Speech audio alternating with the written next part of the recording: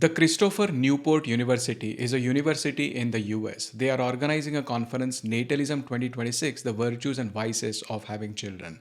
The dates for this conference are from 20th of February to 22nd of February 2026. Remember, it is 2026, so a long way to go. And that is why the dates are a little tentative at the moment. They are calling for papers for this conference. There are a total of 25 potential topics listed on their site for the papers. The full list is on the screen. As you can see, there are some topics which are directly related to antinatalism, like is there a moral directive to have children? Is there a moral directive against having children? Is there a morally unacceptable risk in bringing new people into the world, as Häyry suggests? Is there some sort of consent needed to bring future persons into the world, as Schifrin suggests?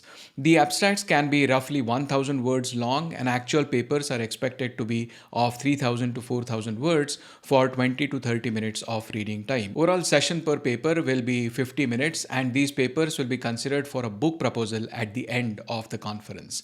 There will be a nominal registration fee, and the deadline for abstract submissions is 1st of November 2025. You can send your submissions to eric.silverman@cnu.edu. In the episode of 8th December last year, we covered an article by Jack Ziang on secular procreation, which talked about how the secular world is shifting towards antinatalism.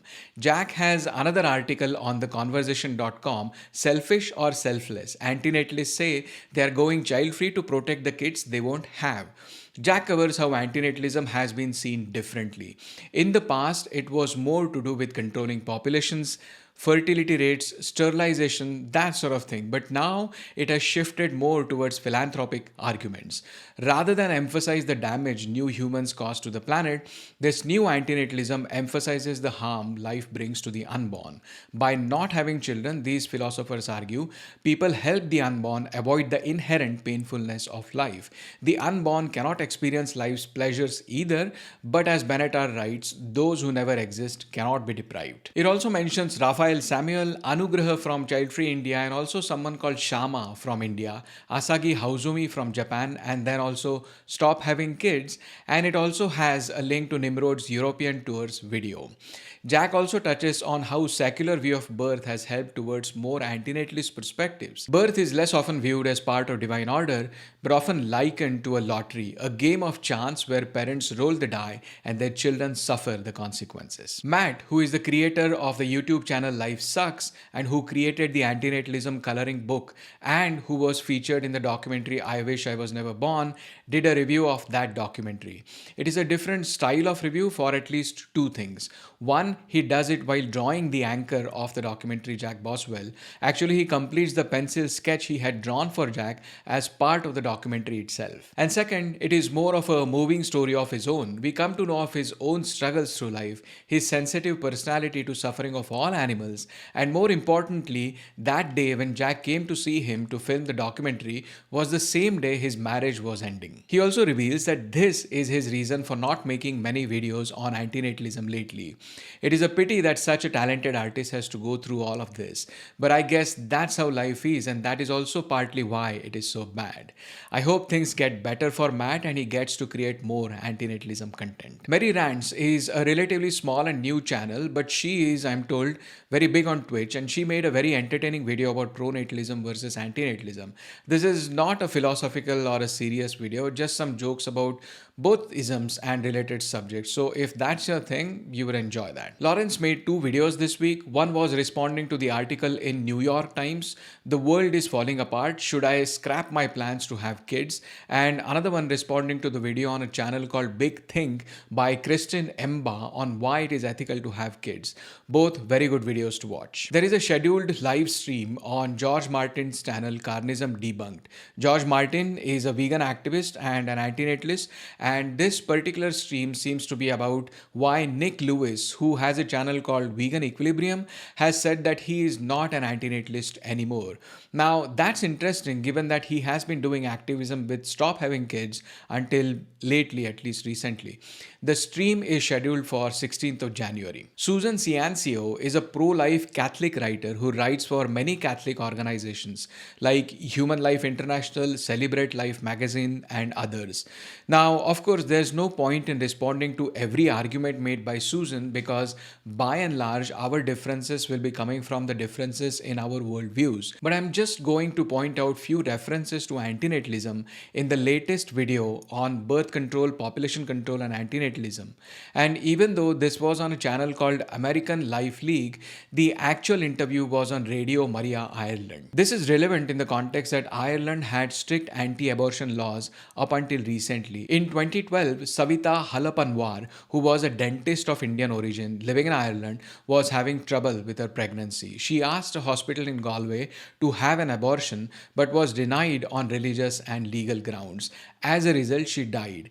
This had caused a public outrage at the time in Ireland. After 6 years of protests and legal fights, Ireland repealed the anti-abortion law on 25th May 2018 through a public referendum. I was present in Ireland all of this time and I witnessed the change and the mood of the people at the time. I even drove around with Yes for Abortion sticker on my car at the time. And now we have these radio channels which want to go back to make abortion illegal again. No wonder they're taking help from their American friends to push their views forward, which is what we see in this video as well. This video was centered around abortion, but antinatalism kept on popping up from time to time. So I'm only going to respond to those parts. So just moving on to that topic of antinatalism, would you mind explaining, if you can, Susan Ciancio, to the listeners what that actually is? Well, antinatalism is the idea that people should just not procreate. Not many of them believe that people who are born should be killed, which is good, but they think that people just should not have children. And most of the reasoning behind that is because they're worried about the planet. They're worried about overpopulation, and they just put those concerns above human beings. And so they say, you know what, just don't have kids. Environmental antinatalism is one flavor of antinatalism, but that's not the only one. But even then, her claim that they put the environmental concerns above human beings is not correct. These antinatalists don't discount existing human beings. They are very much concerned about them. They are just against creating new humans, and that is perfectly okay because those new humans don't exist and therefore cannot be harmed. But the environmental damage and the consequent harm to sentient beings is real. She could argue that people like Les Unite and his voluntary human extinction puts the environmental concerns above humans as a species. But their motto is may we live long and then die out. So again, they're all for helping existing humans and wish that we all live for long. You were one of the people that was behind the antinatalism movement, was one who completely thought we should all stop procreating altogether because the world is full of suffering and there's too much suffering. And do you remember writing that part? Yeah, was that David Benatar that you were talking about? Benatar, yeah, that name is very familiar. He was a bit extreme now, don't you think, Susan? It is, absolutely. Yeah, he just didn't, he believed that too many people were suffering, and so we just shouldn't have kids because they would eventually suffer someday. And, that's really not the mindset that people should have, just to stop human beings because they could possibly suffer. I mean, suffering is a part of life, and as Catholics, we believe that. Of course, God doesn't want us to suffer, but he wants to take something good from that suffering, and he certainly can if we allow him to. But he put us here on earth to suffer. Yeah. I would really question such a God. What kind of God would create things like cancer and hunger and poverty and slavery and blindness and parasites? And we are still talking only about humans here. We have not even started on other animals. What kind of being would put someone through that suffering just so he is loved by us? And why would we even love him for this? Anyway, a lot has been written on this topic, so I won't go too much into details of that. Now, of course, I would not be able to agree with a Catholic on abortion, but here are some extreme views. I saw a statistic recently, maybe 50-60% of Catholics at least think that some form of abortion should be legal. And you get people who think, okay, well, what about those exceptions? What if somebody is raped? She shouldn't be, forced to have that baby. Or, what if there's incest? Or what if there's a fetal abnormality where the baby is only going to live, 2 minutes? And they start to justify the reasons for killing the baby. but they don't understand that, first of all, the baby should never be punished for the sins of their father. So, in the cases of rape or incest, the baby is being just that, killed for the sins of the father. I think that is extreme. Like the woman who was raped has no say in that. Secondly, calling the baby is not correct. It is a fetus which is yet to achieve sentience. Thirdly, antinatalists are also of the view that the baby should not be punished for the sins of their parents. And if you think that God put us here to suffer, then that is a punishment, and maybe that baby should be rescued from the punishment of coming into existence for the sins of her parents. I knew the concepts, and I've heard of, women in the coming in looking for abortions, coming into our centres, and in this whole thing of I don't want to bring a child into this world, it'll suffer, but this, I didn't really know what the word was for this, antinatalism. And before you came on today, I looked up, I just googled the word, and there's a series of podcasts. There's loads of different groups who are actually into antinatalism. They actually believe in it. And one of the men, I can't remember his name now, but he's apparently very big into it. He talked about his childhood, and he had a very, very sad childhood. And I think this did lead to his idea of antinatalism being the answer, because his childhood, and he suffered, which is terrible. But I often wonder, the people who, are in favor of this kind of a concept, is it coming out of them because of their own suffering? That's possibly at the root of it for some people. Yeah, I can imagine that that's probably the case. I mean, if somebody, had such a horrible childhood and suffered a lot, or, had a bad family life, and they think, well, I hated myself, I hated my parents, I hated where I lived, why would I want to bring a child into this? Versus somebody who had a good family life and said, I want this, I can't wait to have my own family. Just mentality of loving children, loving life, and wanting to share that love, and that's kind of, you can draw the parallels with God. Okay, first of all, not all antinatalists have had a bad childhood. Conversely, not all of those who have had a bad childhood have become antinatalists. The prominent pro-natalists today, like Elon Musk or those like Malcolm Collins, brag about how bad their childhood was. This is also one of the reasons why David Benetta does not take personal questions, because people start psychologizing the person making the argument rather than paying attention to the arguments themselves. Antinatalist arguments stand on their own. You don't have to have had a bad childhood or have to have suffered from depression for you to become an antinatalist. And then at the end, she again invokes God. God loves us so much, and he created us out of love. He wants us, and for parents to want to create their own children out of love, that's very similar to the love that God has, and that's what we're supposed to have as parents.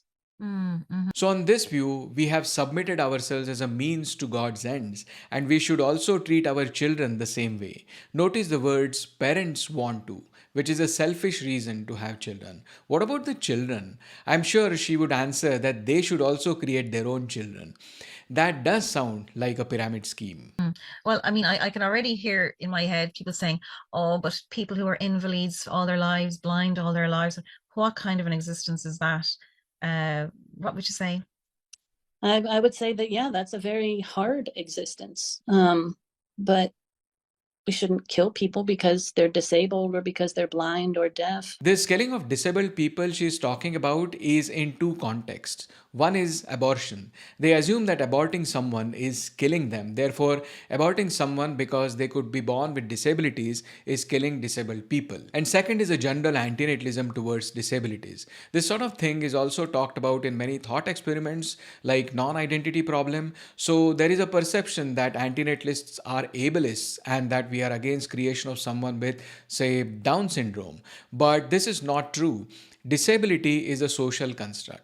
Let's see this with an example. Most of our buildings today have lifts and stairs. Some buildings also have ramps for wheelchair for people who can't walk on their legs. We think of these people as lacking a crucial ability, the ability to walk, and therefore needing a special facility. Now imagine a society where majority of humans were able to fly, but a minority of us were not. In such a scenario, normal people would not need stairs or lifts to enter the buildings. Stairs would be thought of like we think of wheelchair ramps today, and those of us who could not fly but just walk would be thought of as disabled people. Another example is if we consider the whole spectrum of radiation that can exist, only a very thin section of that is visible light. That means we all are virtually blind. We are practically blind when you consider how narrow is the slice of the electromagnetic spectrum our retina shows us. So the point is, we tend to think of disability in terms of abilities relative to the majority of people. In that sense, disability is a social construct. But if you think about our inabilities to do so many nice things like ability to fly or ability to see in the night, then we could see that we are all disabled. Or we can also see that this is a quality of life argument, that our lives are bad or even worse than they could have been. I mean, it could have been so much better to be resistant to diseases, for example, or if we had the ability to remain without food and water for long spans of time, and so on. The list is unending.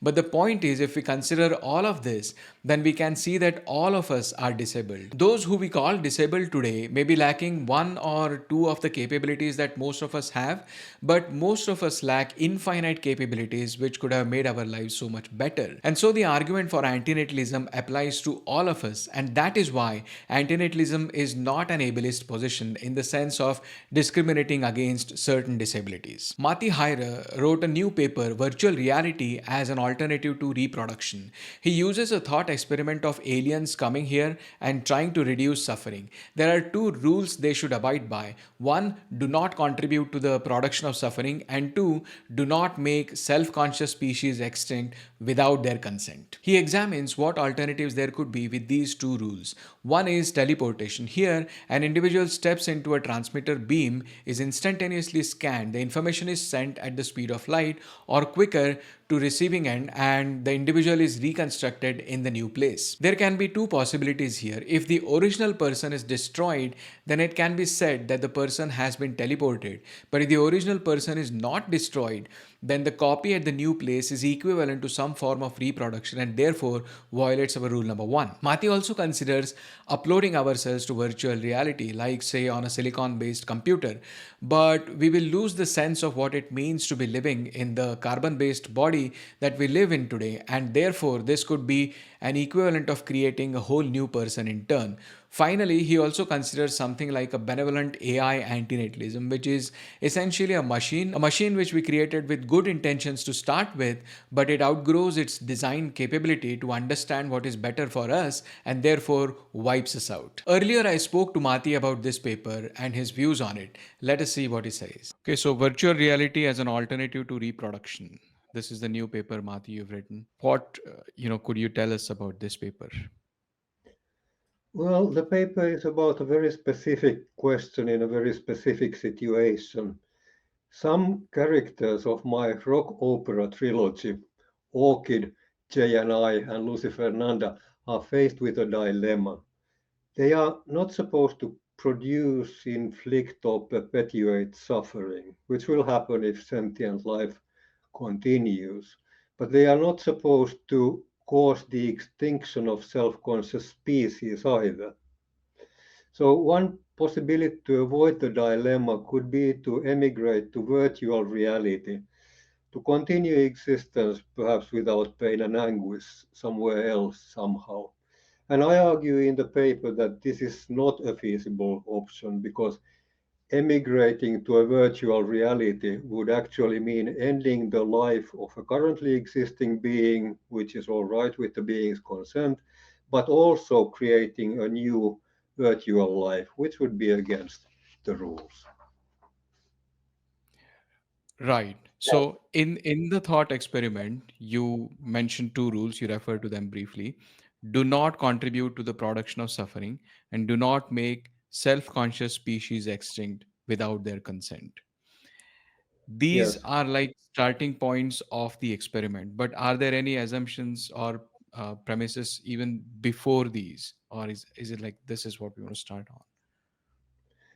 According to the backstory of the paper, these are the rules given by the Bellatrix Science Council. Now, Bellatrix is the home star of my rock opera protagonists who have come to Earth to study sexual reproduction. They are of a much more evolved species and they have left all that sexual reproduction and all that behind ages ago. Anyway, they have a long list of rules to follow, but the most important for my purposes in this paper are the two that you just mentioned. Don't contribute to the production of suffering and don't make self-conscious species extinct without their consent. And also, when you think about it, these are rules that make a lot of sense outside the rock opera setting as well. I mean, who would like to promote the production of suffering or the annihilation of groups of beings who would like to live? Right. So these come from rather a real world axiology, that the values that we hold. Mhm.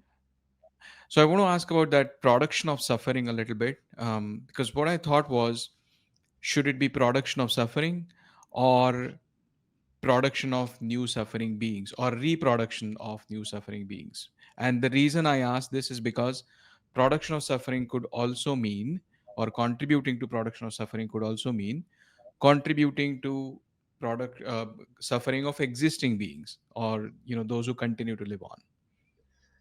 Yes, of course. Suffering can also be produced by letting existing beings continue the living, but at least as long as they can make decisions for themselves, and I am limiting my attention in the paper to this group, they are entitled to their own continued suffering if they so choose.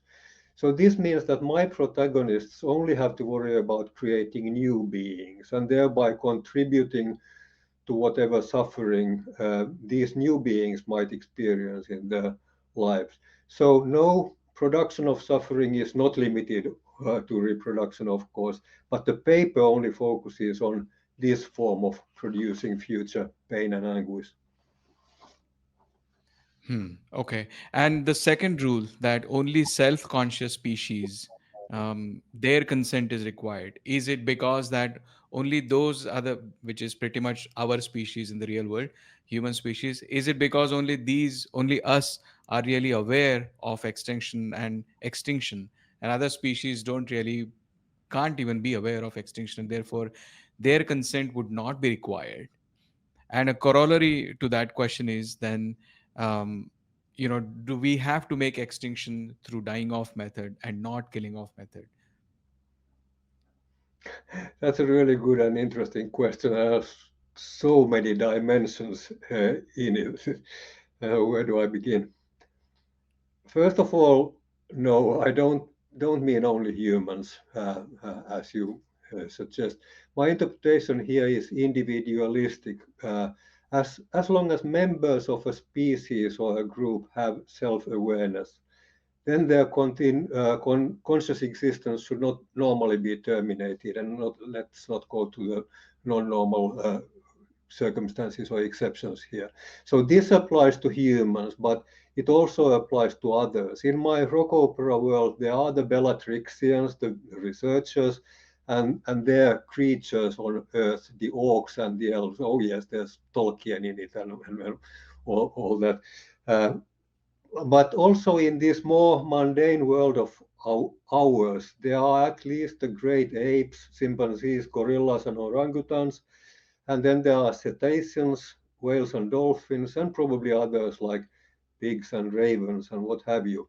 I have campaigned for the rights of all these at some point in my career. So they are all included. Now, moving on, if the rule says, as it says in the paper, that you should not make them extinct, any of these, then you should not make them extinct either by killing them or by messing with their reproduction. So your other question doesn't really arise in the context of the paper. It's an interesting question, but it doesn't arise in the context of this paper, because the paper doesn't assume any duties to end suffering. It's more about not inflicting more of it. But so to your other opening question, no, I didn't mean that a species collectively would have to be aware of its existence. Although that's an intriguing idea, I have to write a paper about that one. It's a really good idea, but it's not the one that I pursued in this paper. So I was just with the individuals that are aware of themselves, not of the species as a whole, knowing that we exist. Right. But just a small note on that. Even if we focus on the individual who is self-conscious, right, there could be individuals who are sentient, who can suffer, but are not self-conscious. would those kind of species be considered for this, because they would not be aware of their extinction either? It's outside the scope of this paper, but my answer is best interest in most of these cases. If we are talking about non-agents, if we are talking about beings who cannot make decisions for themselves, be they human or non-human, then if we are moral agents, we have a duty to look out for their best interest. And in some cases, the best interest, like when you are neutering the stray cats, that's in their best interest, at least as a group, and so on and so forth, perhaps for the individuals as well. But then I personally draw a line to species in the wild. I mean, I'm not going to go out there and kill all the lions and elephants that exist, although I know that they suffer. I have something just against that. I cannot see myself as a judge of their best interest, like I can see us as the judge of the best interest of the stray cats and the factory farming animals who are in our care, so to speak, or in our domain. Right. Yeah, makes sense. Okay, so moving on to your actual scenarios, and I think in the paper you talk about one is teleportation, another is uploading to virtual reality, and then BAAN. You can tell the long form. I think it's like a benevolent machine. So if you could just briefly walk through those three scenarios, what do you mean by that? Yes, the ban or the benevolent artificial antinatalist by, I think, and it's a machine, by Thomas Metzinger. That's the idea that artificial intelligence takes over this antinatalism business. Artificial intelligence develops like the Skynet became self-conscious in the Terminator saga in, what was it, 1997, the 29th of July or August, I think. Anyway, so the machine becomes self-conscious and starts making these decisions. The machine, the benevolent machine, then sees that human beings are in misery and their lives are horrible. But the machine also sees that human beings will not do anything about it. So the machine takes control and the machine ends human life. Hooray, problem solved. And in some sense, and this is now according to the rules of the Bellatrix Science Council, because nobody really actually, well, we can talk about that later. But anyway, Barn has several analogous cases in the history of philosophy. We have from 1958, we have Ian Smart and his benevolent world exploder, which was an answer to negative utilitarianism, which had been just introduced by Karl Popper in his Open Society and Its Enemies. And Smart presented this scenario that we have a world dictator, and the world dictator has a very powerful weapon that could destroy the whole world. Now, a negative utilitarian world dictator would have a negative utilitarian duty to do so, to eliminate all suffering. And that idea then, of course, was ridiculed, and everybody was saying that that's the end of negative utilitarianism. If it implies such a horrible outcome, then the theory must be wrong. Well, the jury is still out on that one. Now, there is a domesticated version of that one that involves a weapon. So that's the 1950s, 1960s, 1970s. These were all decades when everybody was thinking about the nuclear holocaust, and they thought that the nuclear bomb will destroy the world. And of course, when you think about it, that's the most horrible scenario, because the nuclear bomb doesn't destroy the world. It just makes more misery to the world. So the domesticated version is the big red button, which is just that you press a button, poof, and then the whole world goes away. And that's a different concept altogether, but it's only a thought experiment. So as a thought experiment, I'm currently writing a paper about it, and I think that I would press it, but I cannot tell you that I would press it, because then you would go about trying to make a real life version of it, and that's inadvisable. Don't try that at home at all. So even behind all this, behind Bahn, there's another idea, and this comes from the 19th century, and this is now German objective idealist philosopher Georg Wilhelm Friedrich Hegel, who had this idea of the cunning of reason. And the cunning of reason is the idea that reason or the spirit is guiding humankind through its history.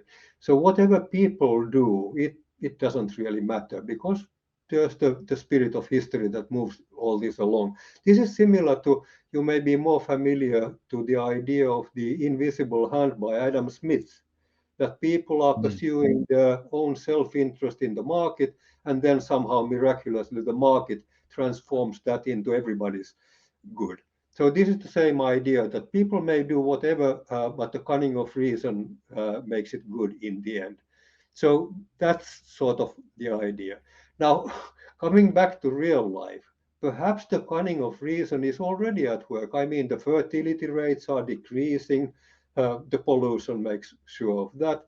So inadvertently, perhaps humankind is already going to extinction, and we don't have to do anything about it. And the cunning of reason and decreasing fertility rates will do the job for us.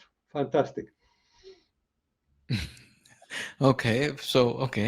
So then how do you, well, that's a good news. I was just went into dreaming mode, but okay. How do you tie, so you said in the paper you say that Bahn, benevolent antinatalist, whatever that machine is, um, yeah, that painlessly wipes out humans. And my question to you was, if we let that antinatalist machine, or if we even develop that, and if we let that machine do that, are we not indirectly in breach of rule 2?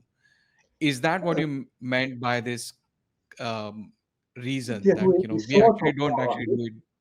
Sorry, go ahead. This is a very good question about human responsibility and how far we want to stretch it. I mean, yes, in a sense, we have developed artificial intelligence, so we are responsible for whatever it does in some sense, of course. But then, in another sense, if we have developed artificial intelligence to have nice little conversations with ChatGPT, and if that then turns into Skynet and, and destroys the world, then are we responsible?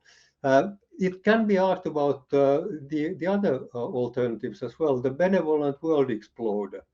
I mean, it's not just uh, an idea that's separate from this world. We have voted the wrong persons to the government, and the wrong persons might turn out to be the malevolent world exploders at some point. Are we then responsible for it? Or can we say that we tried to hinder that particular development? Or the environmental decay, we are responsible for that too. So we are responsible for extinction through that. But then, of course, we are not to blame. We are anti-natalists after all and extinctionists, so we are to praise for it, that we made all this pollution happen, all the environmental degradation happen so that we could get rid of humanity. Hooray. But then, okay, so I have an analogy then, okay. So many antinatalists complain that parents, by having children, are responsible for all of the suffering that those children go through their life and finally for death. Some antinatalists even claim that parents are responsible for death of their children because had they not been born, they would not have been dead. So isn't this a similar case that parents could say, no, we did not have our children with their death in mind. We had our children with cute babies in mind. Later on, if they have to suffer and die, that's not our responsibility. Isn't there an analogy here? Yes, of course. In the paper and elsewhere, I have applied the Anglo common law principle, but for, which says that you are responsible for anything that you make yourself a causal factor of. If you are a causal factor of something, then you are responsible for it. And the but for there is that but for your action, that wouldn't have happened. Now that's for the suffering of the future child. For the parent, we can say, but for your decision to make that child, the child wouldn't have suffered. Of course, that is a really strict and stringent interpretation of responsibility. It is one that I don't know if you know Derek Parfit, but in his book Reasons and Persons in 1948, 40 years now, celebration is in order, he used that concept. And the concept, of course, is well, I can't remember if he used this example, but I recently used that example by talking about Derek Parfit theory, and it's the bottle and the splinters. If I go to a forest and then I break a bottle and there are splinters, sharp splinters all around. I know that nobody will go to the forest for weeks or months or years or decades, but I also know that people may find it a pleasurable place to visit sometime in the distant future. And when in the distant future then somebody walks into splinters and hurts themselves badly and suffers, then according to Parfit and myself, we are still responsible for that splinter suffering. And that's the situation of the parents, I think. So you're saying we are still responsible for that, right? That, if I understood you right? So analogously then, this ban, if we allow that to develop, or in fact, if we develop that actively, and then it painlessly wipes out the humans, we are responsible for that, and we are breaching your rule too, is what I'm trying to ask. We may be. It is an interesting question because in the splinter argument, we are using that it's a bad thing. We are breaking a bottle, leaving splinters around. So that's a bad thing to begin with. But then if we are trying to do something good, is that the same thing? Maybe it is, maybe it isn't. I don't know. We should write a paper together about that one. Right. So, okay. So just to summarize, the difference is what we were trying to do was something good, but it then did its own thing in terms of wiping out humans or whatever. Whereas in case of your other thought experiment, we were started with some bad intention, really. So that's one. Okay. Yeah. Fair enough. Very interesting. You have anything else to say, Matti, before I end this? Well, nothing about the paper. Keep on doing the good work that you are doing on antinatalism this week. You are the best. Thank you, Matti. And we expect more papers. As I said, you're writing one more. So looking forward. Thank you very much.